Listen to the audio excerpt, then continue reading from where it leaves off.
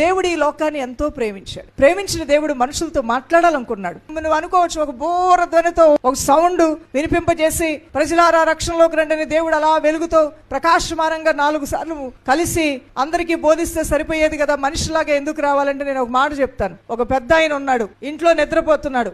అర్ధరాత్రి పెద్ద పెను తుఫాన్తో పాటుగా గాలులతో పాటుగా వర్షం కూడా ప్రారంభమైంది. కిటికీలన్నీ కూడా ధనాధన కొట్టుకుంటే కిటికీలు వేశాడు. వేస్తున్న క్రమంలో తన పెరట్లోనే కొంచెం దూరంలోనే ఒక చెట్టు, ఒక కొమ్మ పైన ఒక చిన్న పక్షి, దాంతో పాటు పక్షి పిల్లలు 3 కనబడుతున్నాయి. అవి కూడా పడిపోవటానికి రెడీగా ఉన్నాయి. ఆయనకు అనిపించింది, అయ్యో చెట్లు ఇరిగిపోయి కానీ పక్షి పిల్లలు పోతున్నాయి. ఆ గొడిగేసుకొని బయటికి పరిగెత్తాడు.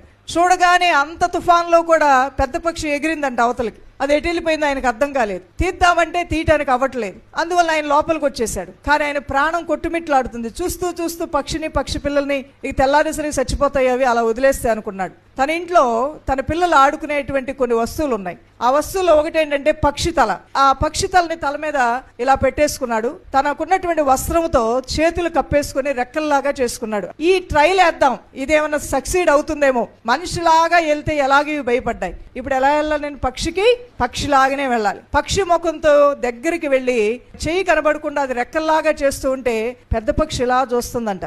ఆహా, నన్ను నా పిల్లల్ని కాపాడటానికి నాకన్నా పెద్ద పక్షి వచ్చింది అని చెప్పి అని ఏం చేస్తుంది, చక్కగా అంగీకారం తెలియజేస్తుంది. వచ్చావా నన్ను రక్షించడానికని. వెంటనే చేతుల్లోనికి పక్షి పిల్లల్ని తీసుకుంటే ఏ మాత్రం ప్రతిఘటన లేదనమాట. చక్కగా వెచ్చగా పొందిగ్గా పిల్లల్ని రెక్కల చేతులు పెట్టుకుంది, హ్యాపీగా కూర్చుంది. ఆయన లోపల తీసుకొచ్చిన తర్వాత దాని ఒక సేఫ్ సైడ్ లో పెట్టి అప్పుడు తన పైన ఉన్నటువంటి కప్పును తీసేశాడు. కానీ అప్పటికే అది ఎక్కడికి వెళ్ళిపోయింది, సేఫ్టీలోకి వెళ్ళిపోయింది. ఎందుకని ఈ పక్షి అంత హ్యాపీగా ఇతను తీసుకొస్తే వచ్చిందంటే, పక్షికి ఎలా కనబడ్డాడు, ఇతను పక్షిలాగానే కనబడ్డాడు. ఈ రోజున రక్షకుడైన ఆ సర్వశక్తుల దేవుడు మనిషికి ఎలా కనబడాలి, మనిషిలాగానే కనబడాలి. మనిషిలాగానే వచ్చాడు.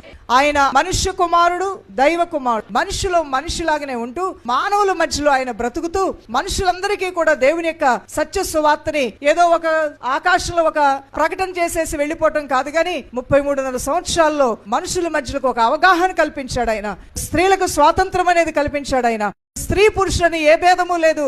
అందరూ పాపం చేసి దేవుని కృప నుంచి తొలగిపోయారు. సమరీయుడని, పరిసయ్యుడని, యూదుడని, చిన్న జాతి వాడని, అన్ని జనులని ఏ భేదం లేదు. అందరూ పాపం చేసి దేవుని కృప నుంచి తొలగిపోయారని బోధించి సువార్త ప్రకటించి మానవుల్ని రక్షించడానికి ఆయన పడినటువంటి ప్రయాస అంతా ఇంత కాదు. ఎందుకు ఆయన ఇంత ప్రయాసపడాలంటే, దేవుడు లోకమును ఎంతో ప్రేమించాడు. ఈ ఆత్మని పరలోకం తీసుకుని వెళ్ళటానికే రక్షకుడుగా యేసు జన్మించాడు.